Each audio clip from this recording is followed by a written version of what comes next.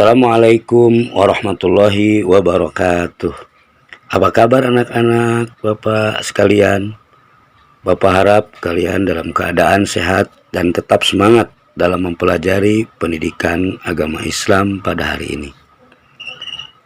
Pada minggu lalu kita sudah melakukan perkenalan, dan pada hari ini kita akan memasuki materi pelajaran pada bab 1, yaitu aku selalu dekat dengan Allah Subhanahu wa Ta'ala.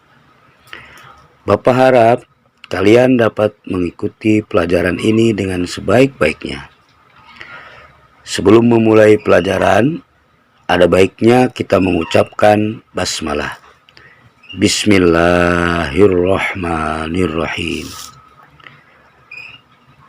Baiklah anak-anak,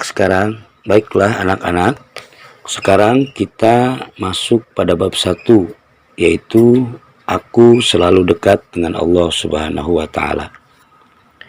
Minggu lalu sudah Bapak tugaskan kepada kalian agar menuliskan dalil Al-Quran tentang Al-Asma Al-Husna, 7 Al-Asma Al-Husna.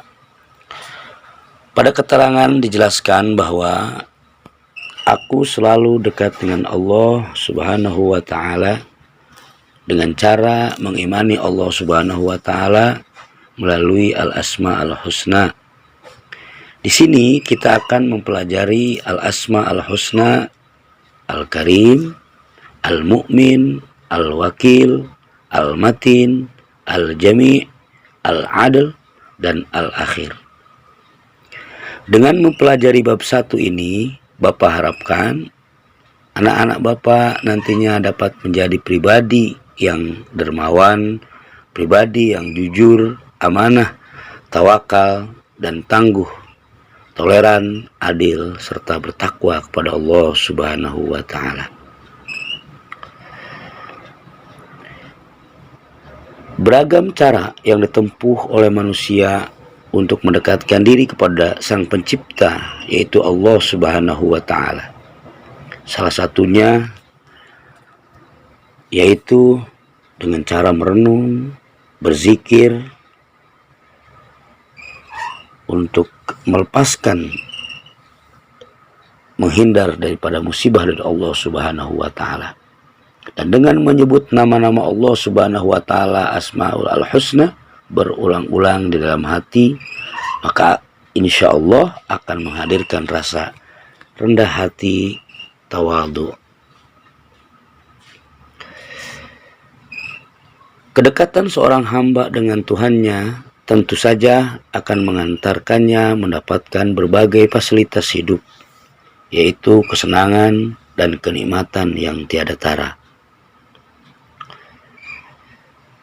Terkadang Allah memberikan masalah atau musibah agar hikmahnya manusia lebih dekat dan mengingat Allah Subhanahu wa Ta'ala.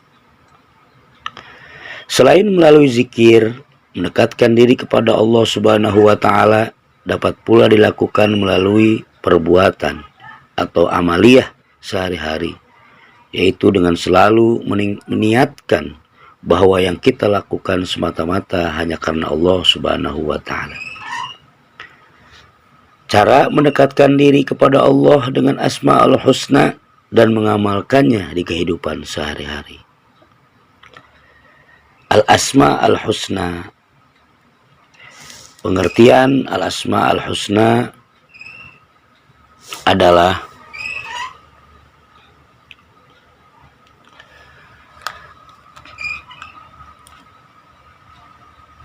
Al-Asma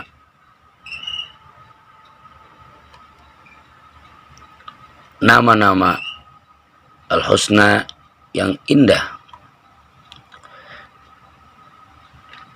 Jadi pengertian Al-Asma Al-Husna adalah nama-nama Allah yang indah.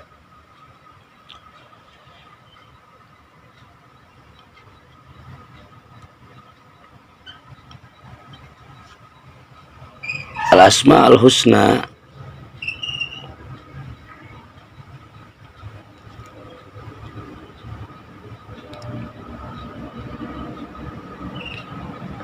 diambil dari ayat Al-Quran surat Toha yang artinya ayat 100, surat Toha ayat 8 yang artinya Allah Subhanahu wa Ta'ala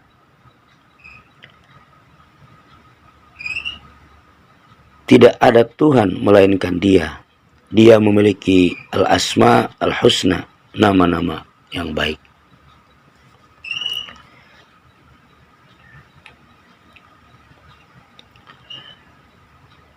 Asma'ul Husna berjumlah 99 nama. 99 nama Allah yang baik. Di sini kita akan mempelajari hanya 7 daripada al-asma al-husna, yaitu Al-Karim, Al-Mu'min, Al-Wakil, Al-Adl, Al-Matin, Al-Jami' dan Al-Akhir.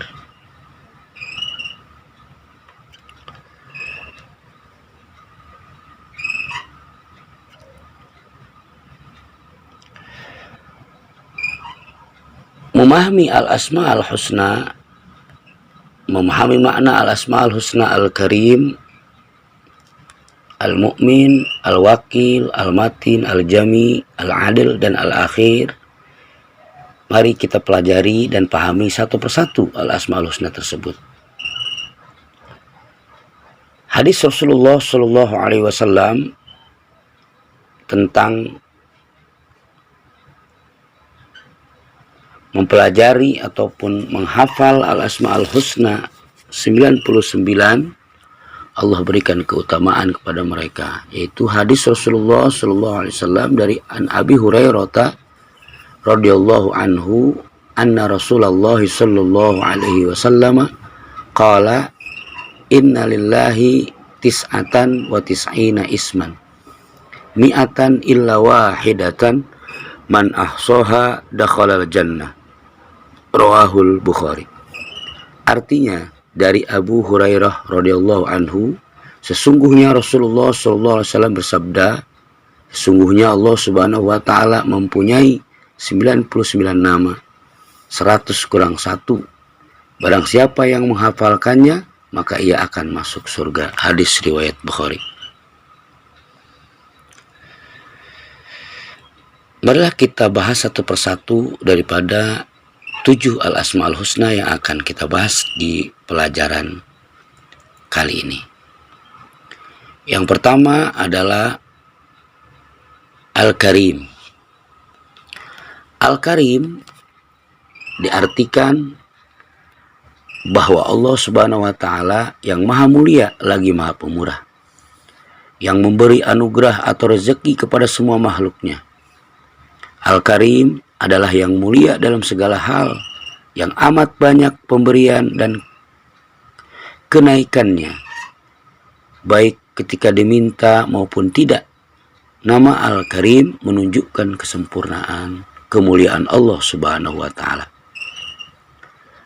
dalam zat dan segala sifat serta perbuatannya. Di antara makna Al-Karim, Allah Subhanahu wa Ta'ala berbuat baik kepada seluruh makhluk tanpa sebuah kewajiban yang harus mereka kerjakan. Semua kebaikan yang diberikan Allah Subhanahu wa Ta'ala kepada makhluk adalah semata-mata atas kemurahannya kepada para makhluk. Allah Subhanahu wa Ta'ala memaafkan suatu hak yang wajib diserahkan kepadanya. Allah Subhanahu wa Ta'ala memaafkan dosa para hamba yang lalai dalam menunaikan kewajiban kepadanya. Adapun dalil tentang al-asma'ul husna al-karim yaitu sebagai berikut. A'udzubillahi minasyaitonirrajim. Bismillahirrahmanirrahim. Ya ayyuhal insanu ma gharraka birabbikal karim. Artinya, wahai manusia, apakah yang telah memperdayakan kamu berbuat durhaka terhadap Tuhanmu yang maha mulia? Quran Surat Al-Infitor ayat 6. Berikutnya adalah Al-Asma Al-Husna Al-Mu'min. Dialah Allah Subhanahu wa taala yang memiliki nama indah Al-Mu'min, yang memberi keamanan dan rasa aman. Dialah satu-satunya yang bisa memberi keamanan sejati, lahir dan batin. Ketika manusia menghadapi situasi yang kacau balau saat menghadapi hari perhitungan Yaumul Hisab, ketika amal manusia ditimbang, mizan, saat nasib manusia ditentukan masuk surga atau neraka, hanya Allah Subhanahu wa taala yang memberi rasa aman. Pada saat itu hanya hambanya yang mukmin saja yang akan mendapatkan rasa aman. Allah Subhanahu wa taala berfirman dalam hal ini, yaitu surat Al-An'am ayat 82. Alladzina amanu walam yalbisu imanahum bizulmin ulaika lahumul amnu wa hum muhtadun. Artinya, orang-orang yang beriman dan tidak mencampur adukan iman mereka dengan syirik, mereka itulah orang-orang yang mendapat rasa aman dan mereka mendapat petunjuk. Yang berikutnya adalah Al-Wakil. Al-Wakil artinya zat yang memelihara, yaitu dia yang memelihara dan mengurusi segala kebutuhan makhluknya, baik itu di dalam urusan dunia maupun urusan akhirat. Allah Subhanahu wa taala adalah wakil tertinggi dan jujur. Dia menyelesaikan segala sesuatu yang diserahkan hambanya tanpa membiarkan apapun terbengkalai. Allah Subhanahu wa taala tidak memerlukan banyak pihak untuk melakukan segala hal baginya. Al-Quran surat Az-Zumar ayat 62 berfirman, Allahu khaliqu likulli syai'in wa huwa ala kulli syai'in wakil. Artinya Allah pencipta segala sesuatu dan dia maha pemelihara atas segala sesuatu.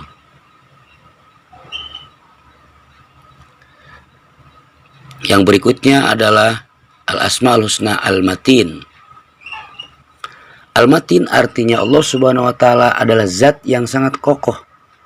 Allah adalah maha sempurna dalam kekuatan dan kekokohannya. Allah Subhanahu wa taala yang memiliki rahmat dan azab, terbukti ketika dia memberikan rahmatnya kepada hamba-hambanya, tidak ada apapun yang dapat menghalangi rahmat ini untuk tiba kepada sasarannya. Demikian juga tidak ada kekuatan yang dapat mencegah pembalasannya. Kemurkaan dan azabnya akan mengenai sasaran tanpa meleset sedikit pun atau sekalipun. Surat Az-Zariyat ayat 58. Innallaha huwar razzaqu dzul quwwatil matin. Artinya, sungguh Allah dialah pemberi rezeki yang mempunyai kekuatan lagi sangat kokoh. Berikutnya adalah Al-Asma'ul Husna Al-Jami'. Al-Jami' artinya Allah Subhanahu wa taala adalah zat yang maha mengumpulkan, yaitu dialah yang mengumpulkan manusia di padang mahsyar nanti setelah mereka dibangkitkan dari kubur untuk menunggu hasil keputusan. Allah Subhanahu wa taala maha mengumpulkan segala hal yang dikehendakinya dan dimanapun Allah berkehendak. Surat Ali Imran ayat 9, Rabbana innaka jami'un nasi liyaumin la raiba fihi innallaha la yukhliful mi'ad. Artinya, ya Tuhan kami, Engkau yang mengumpulkan manusia pada hari yang tidak ada keraguan padanya. Sungguh Allah tidak menyalahi janji. Quran surat Ali Imran ayat 9. Berikutnya adalah Al-Adl. Nama Allah yang berikutnya adalah Al-Adl. Allah Subhanahu wa taala adalah Al-Adl. Allah Subhanahu wa taala bersifat maha adil kepada makhluknya. Seseorang tidak akan dirugikan dan dibalasi mengikuti apa yang kita kerjakan. Jalan keburukan yang dilalui oleh manusia akan dibalas dengan adil oleh Allah Subhanahu wa taala. Manusia harus menerima pengadilan Allah Subhanahu wa taala dengan penuh rasa nikmat karena kasih sayangnya menyelamatkan kita dari bencana. Keadilan Allah Subhanahu wa taala tidak mampu ditafsirkan oleh manusia.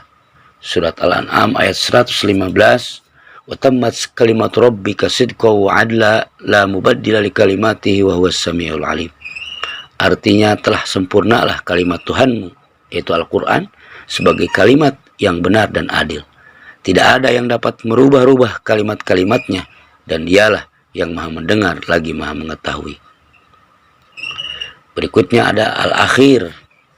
Al-Akhir artinya Allah Subhanahu wa Ta'ala adalah zat yang memiliki sifat kekal dan maha akhir, yang tidak ada sesuatu pun setelahnya. Dia maha kekal tatkala semua makhluk hancur, maha kekal dengan kekekalannya. Adapun kekekalan makhluknya adalah kekekalan yang terbatas, seperti halnya kekekalan surga, neraka, dan segala hal yang ada di dalamnya. Wa huwal awwalu wal akhiru waz zahiru wal batinu wa huwa bikulli syai'in alim. Artinya dialah yang awal, yang akhir, yang zahir, yang batin, dan dia maha mengetahui segala sesuatu. Al-Hadid ayat 3. Demikianlah pelajaran kita kali ini. Mudah-mudahan kalian bisa mengikutinya dan bisa memahami serta mengamalkan dalam kehidupan kalian sehari-hari.